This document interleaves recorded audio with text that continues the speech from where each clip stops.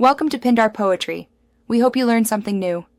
In this video, I will compare Nissan 370Z versus Porsche Boxster, which is better. Start by evaluating handling, power, and value using 3 simple checkpoints. I'll walk you through real strengths and trade-offs, explain what each car rewards you for, and highlight scenarios where one choice makes more sense than the other. Listen for clear takeaways so you can decide which sports car fits your lifestyle and budget.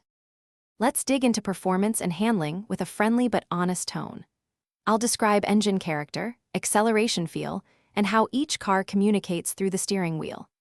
Expect plain comparisons on corner entry, mid-corner balance, and exit traction, plus notes on braking confidence when you push them hard.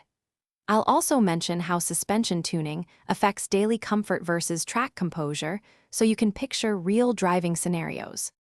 Hey, quick recommendation.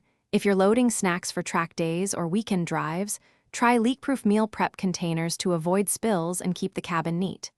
They seal tightly, stack well in small trunks, and make fueling up between runs far less messy, which is surprisingly helpful for sports car owners.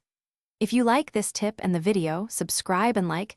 Check the description for the link and deals. Now let's get back to the video. Now we cover comfort and ownership costs in a relaxed, helpful tone that's easy to follow.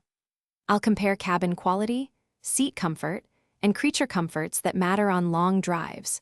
Then we'll look at ownership math like insurance and maintenance expectations, along with likely resale trends.